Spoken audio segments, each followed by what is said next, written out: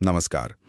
आज हम भारत और पाकिस्तान के बीच जो एक नया तनाव देखने को मिल रहा है, उस पर थोड़ी गहराई से बात करेंगे। हाँ, मतलब पाकिस्तान की तरफ से कुछ हालिया कदम उठाए गए हैं, कुछ बयान आए हैं और हम ये समझने की कोशिश करेंगे कि इसका भारत अमेरिका संबंधों पर क्या असर हो सकता है। हमारे पास कुछ लेख हैं जो इन घटनाओं पर रोशनी डालते हैं, जैसे इस्लामाबाद में भारतीय राजनयिकों पर कुछ पाबंदियां और पाकिस्तानी सेना प्रमुख की कुछ चौंकाने वाली बातें। तो चलिए देखते हैं कि इन सब के पीछे क्या चल रहा है। शुरुआत करते हैं उस खबर से जो इस्लामाबाद से आ रही है।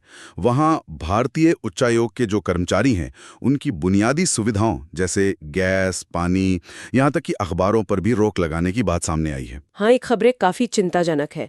सूत्रों का तो ये भी कहना है कि ये वियना कन्वेंशन का सीधा सीधा उल्लंघन है। मतलब आप राजनयिकों को इस तरह से परेशान नहीं कर सकते। हम्म।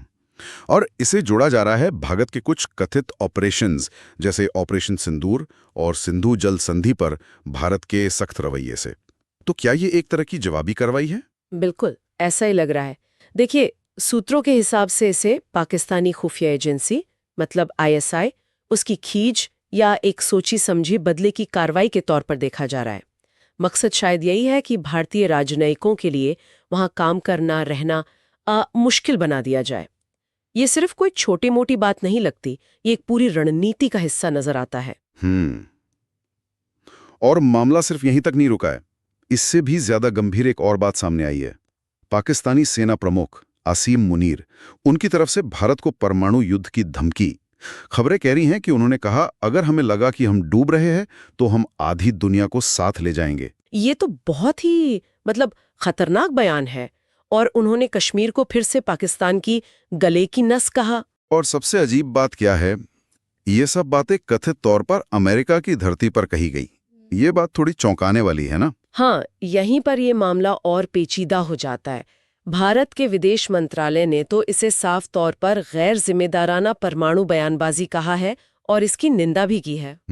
और उन्होंने वो सवाल भी उठाया जो अक्सर उठता है कि जिस देश की सेना के आतंकवादी गुटों से कथित तौर पर संबंध हो, क्या उनके परमाणु हथियारों की सुरक्षा पर भरोसा किया जा सकता है? ये बहुत बड़ा सवाल है। बिल्कुल।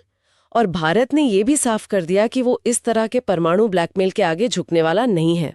लेकिन ये जो बात है कि ये टिप्पणियां अमेरिका में की गई। हाँ, उसी पर मैं आ रहा था। लेखों में भी ये सवाल उठ रहा है कि भाई पाकिस्तान ये सब किसके दम पर कर रहा है? क्या उसे अमेरिका का किसी तरह का समर्थन है, या फिर अमेरिका ऐसी बातों को नजरअंदाज क्यों कर रहा है, खासकर जब ये उनकी जमीन पर हो रहा हो? अमेरिका संबंधों के नजरिए से देखें तो ऐसी घटनाएं, खासकर अमेरिकी धरती पर दी गई इस तरह की धमकी, ये रिश्तों में एक तनाव पैदा कर सकती हैं। मतलब भारत शायद अब अमेरिका के साथ अपने संबंधों को फिर से परखेगा, ये देखते हुए कि अमेरिकी जमीन का इस्तेमाल ऐसी बयानबाजी के लिए हुआ। हाँ, ये मुमकिन है। जैसा कि कुछ विश्लेषक कह रहे हैं, भारत के लिए ये सोचने वाली बात होगी अगर अमेरिका, जो कि भारत का एक अहम रणनीतिक साझेदार है, अपनी धरती का इस्तेमाल भारत विरोधी या इतनी गंभीर बयानबाजी के लिए होने देता है, तो ये कहीं ना कहीं आपसी भरोसे पर असर डालता है।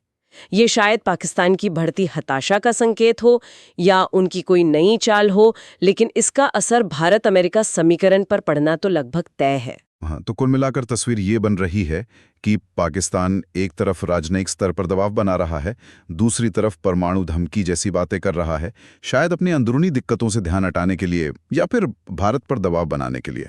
हाँ, और भारत इसका सख्ती से जवाब दे रहा है। और इस सब के बीच में अमेरिका की भूमिका वो थोड़ी धुंधली सी नजर आ रही है, जिस पर सवाल उठ रहे हैं, और इसका सीधा असर भारत अमेरिका रिश्तों पर पड़ सकता है। बिल्कुल। और श्रोताओं के लिए यहाँ सोचने वाली बात ये है कि जब ऐसी स्थिति बनती है जहाँ परमाणु बयानबाजी हो रही हो, अंतर्राष्ट्रीय नियमों के उल्लंघन के आरोप लग रहे हों, तो देश अपने कूटनीतिक संबंधों और सुरक्षा चिंताओं को कैसे संभालते हैं, खासकर तब जब क्षेत्रीय स्थिरता और बड़ी शक्तियों के आपसी समीकरण दांव पर लगे हों। और खासतौर पर जब एक मित्र देश की धरती का इस्तेमाल ऐसी गतिविधियों के लिए होता दिखे, तो विश्वास की डोर कितनी मजबूत रह पाती है। ये सवाल आने वाले समय में और भी अहम हो जाएंगे।